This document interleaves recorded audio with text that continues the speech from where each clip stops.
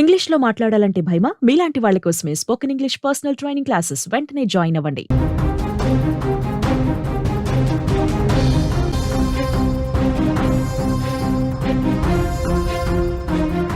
దొరికింది 3 శవాలు మాత్రమే. కానీ ఆ శవాలను పాతుతుంటే చూశామని చెబుతున్న సాక్షులు మాత్రం 7కు చేరారు. 50 ఏళ్ల భీమన్న అనే ఒక సాక్షితో మొదలైన ధర్మస్థల శవాల వేట కథ ఇప్పుడు కొత్త మలుపు తిరుగుతోంది. తాజాగా ఒక మహిళ 7వ సాక్షిగా తెరపైకొచ్చింది. భీమన్న కాకుండా ఒక పారిశుద్ధ్య కార్మికుడు 13వ స్పాట్లో శవాన్ని పాతుతుంటే తాను కళ్ళారా చూశారంటూ ఆ మహిళ సిట్ ముందుకొచ్చి సాక్ష్యమిచ్చింది. అంతేకాదు శవాన్ని పాతిన తర్వాత ఆ పారిశుద్ధ్య కార్మికుడు నేరుగా తన ఇంటికే వచ్చాడని, తన ఇంటికి వచ్చి తననే నీళ్లు అడిగి తాగాడని, నీళ్లు తాగిన తర్వాత బరియల్ చేసే సమయంలో తను వాడిన గుణపాలు బకెట్లను తన ఇంటి దగ్గరనే శుభ్రం చేసుకున్నాడంటూ ఆ మహిళ సిట్ ముందుకొచ్చి సాక్ష్యం చెప్పడంతో ధర్మస్థల కేసు ఊహించని మలుపు తిరిగినట్టయింది. ధర్మస్థలలో శవాలు ఉన్నాయా లేదా అనే మిస్టరీ ఇంకా తేలలేదు. ఇప్పటి వరకు కేవలం 2 చోట్ల 3 అస్థిపంజరాలను మాత్రమే కనిపెట్టారు. ఒకటి స్పాట్ నెంబర్ 6, ఇక్కడ 2 పుర్రెలు అలాగే 30 ఎముకలు దొరికాయి. అట్లాగే స్పాట్ నెంబర్ 11 దగ్గర 11ఏగా కొత్త స్పాట్ని గుర్తించారు. బంగ్లాగడ్డ గుట్ట అంటారు దాన్ని. బంగ్లాగడ్డ గుట్ట లోపల ఒక శవాన్ని గుర్తించారు. అది మహిళ శవంగా ఐడెంటిఫై చేశారు. ఆ శవానికి సంబంధించిన చీర, చెప్పులను కూడా స్వాధీనం చేసుకున్నారు. ఈ 2 చోట్ల 3 శవాలు, 30 ఎముకలు తప్ప ఇంతవరకు ధర్మస్థలంలో ఎటువంటి శవం బయట పడలేదు, దొరకలేదు. ఇవన్నీ పక్కన పెడితే 13వ స్పాట్లో తవ్వకాలు జరగలేదు. వరుసగా 12 స్పాట్లను తవ్విన తర్వాత ఆగస్టు 8వ తేదీన 13వ స్పాట్ని తవ్వాల్సిన అవసరం ఏర్పడింది. కానీ 13వ స్పాట్ దగ్గరికి రాగానే ఎవరైతే కంప్లైంటర్ ఎవరైతే ఉన్నారో, భీమన్న సాక్షి ఎవరైతే ఉన్నారో తను మాట మార్చాడు. అక్కడ శవాలు లేవు. 13వ స్పాట్ పైన తవ్వకానికి కొన్ని సాంకేతిక సమస్యలు కూడా అడ్డొచ్చాయి. అయితే 13వ స్పాట్ని తవ్వే ముందు కొంత టెక్నికల్ సపోర్ట్ తీసుకోవాలనుకున్నారు. టెక్నికల్ సపోర్ట్కు రాకపోవడంతో కొత్త స్పాట్ వైపు తమ దృష్టిని మళ్లించారు. కొత్త స్పాట్లో ఇప్పటి వరకు అంటే మొత్తం 16 స్పాట్లు గుర్తించినట్లయింది. ఈ మిగతా స్పాట్లు ఎక్కడున్నాయని ఒక్కసారి చూస్తే ధర్మస్థలకి ప్రారంభంలో ఉన్న ధర్మస్థల గేట్కి, మెయిన్ గేట్కి దగ్గరలో ఉన్న బాహుబలి కొండల పైకి తీసుకెళ్లాడు. ఇది మెయిన్ రోడ్డుకి దాదాపు 1/2 కిలోమీటర్ లోపల ఉంటుంది. దాని బొలియార్ ఏరియా అంటారు, బొలియార్ ఫారెస్ట్ అంటారు. బొలియార్ అడవిలో ఒక 1/2 కిలోమీటర్ లోపలికి తీసుకెళ్లారు. నిన్న శనివారం సాయంత్రం వరకు తవ్వకాలు జరిగాయి. కానీ ఒక్క అస్థిపంజరం కూడా దొరకలేదు. భీమన్న చెప్తున్న మాటల్లో వాస్తవికత ఉందా? నిజంగా తను ఎవరినైనా దోషిగా నిరూపించే ప్రయత్నం చేస్తున్నారా? లేని హత్యలు జరిగినట్టుగా చూపించి అక్కడున్న కొందరు ప్రముఖుల పేరుని నాశనం చేసే ప్రయత్నం చేస్తున్నాడనే చర్చ ఇప్పుడు దేశవ్యాప్తంగా జరుగుతుంది. ఎందుకంటే ధర్మస్థల ఆస్థానం అనేది చాలా పరమ పవిత్రమైనది. దాదాపు మహాశివుడు పూజలు అందుకుంటున్నాడు. మంజునాథ స్వామి క్షేత్రంగా పరమ పవిత్రమైన క్షేత్రంగా గుర్తింపు ఉంది. సౌత్ ఇండియా నుంచే కాకుండా దక్షిణ నార్త్ అంటే ఉత్తర భారతదేశం నుంచి కూడా భారీ ఎత్తున ఇక్కడికి భక్తులు వస్తుంటారు. అటువంటి ధర్మస్థల ఇప్పుడు ఈ భీమన్న ఆరోపణలతో ఒక్కసారిగా శవాల దిబ్బగా మారిపోయింది. అక్కడ వందలాది శవాలు పాతిపెట్టారు. వందలాది మహిళల్ని అత్యంత దారుణంగా చంపి నా చేతనే పాతిపెట్టించారంటూ ఆయన ఇచ్చిన స్టేట్మెంట్స్తో ఒక్కసారిగా ధర్మస్థలకి విజిట్ చేసే భక్తుల సంఖ్య కూడా తగ్గిపోయింది. వారాంతంలో దాదాపు 60,000 వరకు భక్తులు అక్కడికి వచ్చేవారు, మంజునాథ స్వామిని దర్శించుకునేవాళ్ళు. కానీ ఇప్పుడు కనీసం 2,000 మంది భక్తులు కూడా అక్కడికి రాని పరిస్థితి ఏర్పడింది. దీంతోపాటు ఎవరైతే దేవస్థానానికి సంబంధించిన మేనేజ్మెంట్ కమిటీ ఉందో అతను వీరేంద్ర హెగ్డే, ఆ వీరేంద్ర హెగ్డే పైన నేరుగా అక్కడున్న కొందరు వ్యక్తులు ఆరోపణలు చేస్తున్నారు. ధర్మస్థలలో జరిగిన మారణ హోమానికి కారణం వీరేంద్ర కుటుంబం అంటూ కొందరు ఆరోపణలు చేస్తున్నారు. ఇప్పుడు ఈ భీమన్న కూడా ఆ ఆరోపణలని రుజువు చేసేందుకే, వాళ్ళు చెప్పడం వల్లే నేను శవాల్ని పాతిపెట్టాననే మాటని రుజువు చేసే ప్రయత్నంలోనే వందలాది శవాల్ని పాతిపెట్టానని ఈ భీమన్న చెప్తున్నాడు. కానీ భీమన్న ఇంతవరకు ఒక్క డెడ్ బాడీని కూడా అధికారికంగా తను చెప్పిన చోట చూపించలేడు. మొదటి నుంచి నేత్రావతి నది ఒడ్డున 8 చోట్ల తవ్వకాలు జరిపితే కేవలం 6th ప్లేస్ 6వ స్పేస్లో మాత్రమే 2 పుర్రెలు, కొన్ని ఎముకలు దొరికాయి. అందులో ఆ ఎముకలు పుర్రెలపైన కూడా ఇంకా ఫోరెన్సిక్ రిపోర్ట్ రావాలి.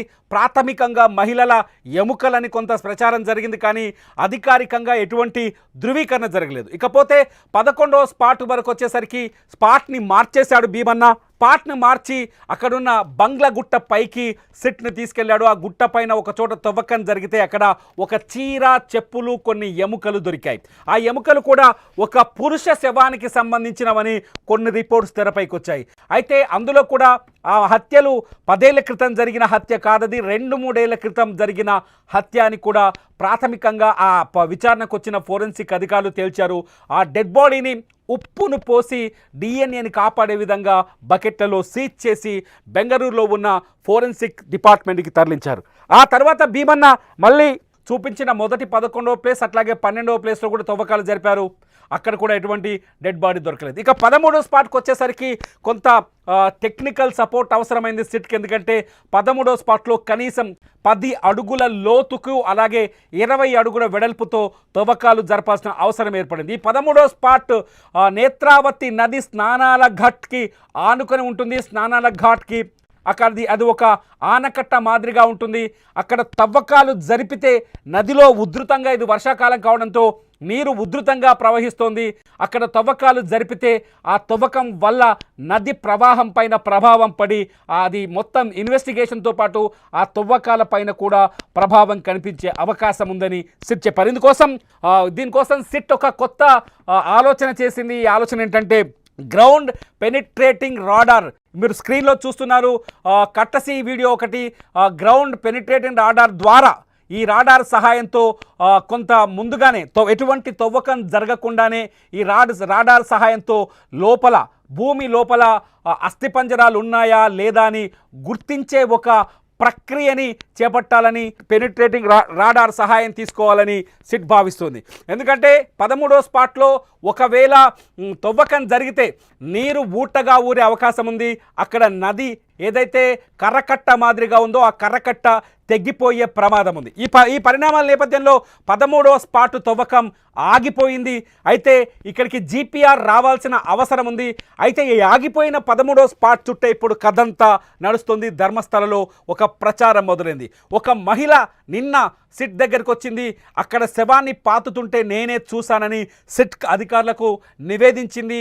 తను ప్రత్యక్ష సాక్షినని చెప్తోంది. ఆ సాక్షి ఇంకొక మాట కూడా చెప్తోంది. అక్కడ శవాన్ని పాతిపెట్టిన వ్యక్తి ఒక పారిశుద్ధ్య కార్మికుడని చెప్తోంది. పారిశుద్ధ్య కార్మికుడు అంటే ప్రత్యక్ష సాక్షి ఉన్నాడు. ఇప్పటివరకు భీమన్నగా అతనికి కోడ్ నేమ్ ఇచ్చారు. ఆ భీమన్న కూడా గతంలో పారిశుద్ధ్య కార్మికుడిగానే పనిచేశాడు. 1995 నుంచి 2014 వరకు పారిశుద్ధ్య కార్మికుడిగానే అతను విధులు నిర్వహించాడు. ఆ తర్వాత ఆ ప్రాంతాన్ని వదిలి పారిపోయాడు. ఇదంతా ఆ పారిశుద్ధ్య కార్మికుడు ఈ పారిశుద్ధ్య కార్మికుడు ఒక్కడేనా అనే చర్చ కూడా ఇక్కడ మొదలైంది. ఇకపోతే ఈ మహిళ కంటే ముందు మరికొంతమంది 6 వ్యక్తులు, అందులో కొందరు మహిళలు ఉన్నారు, కొందరు పురుషులు ఉన్నారు.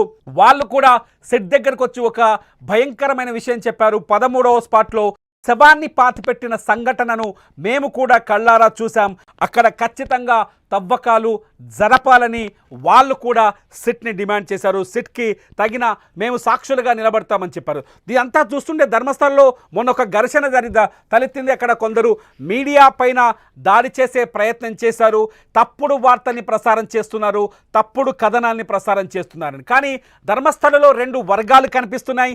మీడియా అక్కడికి వెళ్ళినప్పుడు చాలా స్పష్టంగా ఒక వర్గం గుడి యాజమాన్యానికి అనుకూలమైన భావనతో ఉంటే, అనుకూలమైన ప్రచారం చేస్తుంటే, రెండవ వర్గం ఈ హత్యలు జరిగాయనే విషయాన్ని చెప్పే ప్రయత్నం చేసి ఈ నేపథ్యంలోనే మీడియా పైన దాడి జరిగింది.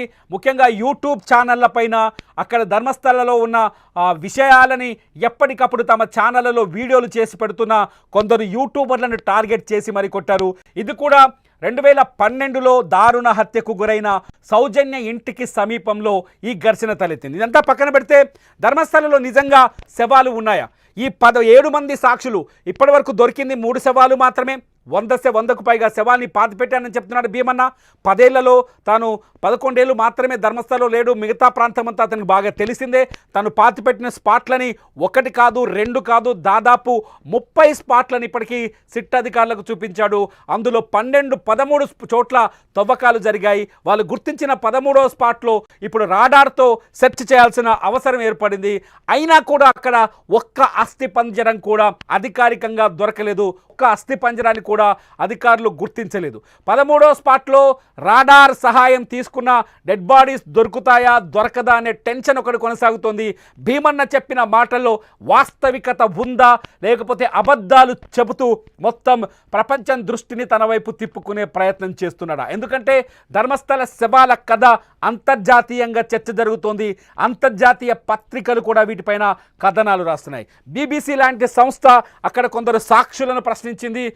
వాళ్ళు కూడా ఇక్కడ శవాల్ని పాతిపెట్టడం సహజమే అనే విషయాన్ని చెప్పిన సంఘటన మన కళ్ళ ముందు కనిపిస్తుంది. ఇటువంటి నేపథ్యంలో కొన్ని చోట్ల శవాలు దొరకడం, కేవలం 3 శవాలే దొరకడం, కొన్ని ఎముకలు దొరకడం, 13 చోట్ల తవ్వకాలు జరగడం, సిటీ కేసుని ఇంకా ముందుకు తీసుకెళ్లడం, భీమన్న మాటలపైన ఇంకా నమ్మకంతో ముందుకెళ్లడం, ఇవన్నీ చూస్తుంటే ధర్మస్థల కేసు రోజుకింత మిస్టరీగా మారుతుంది తప్ప అక్కడ మిస్టరీ వీడుతున్న సందర్భం అయితే కనిపించట్లేదు.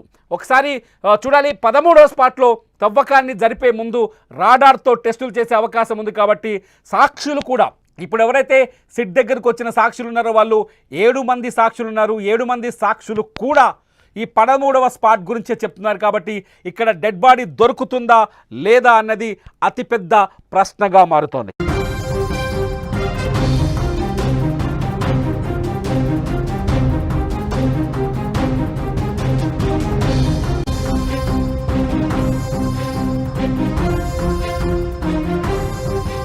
ధర్మస్థలలో సిట్ విచారణను వరుసగా రెగ్యులర్గా ఫాలో అవుతున్నాం మేము సుమన్ టీవీ. అక్కడి నుంచి ప్రత్యక్ష ప్రసారాలు చేసే ప్రయత్నం చేశాం. కానీ ఎక్కడా మాకు శవాలు తేలినట్టుగా లేకపోతే సరైన సాక్ష్యాధారాలు దొరికిన ఆధారాలు ఎక్కడా కనిపించలేదు.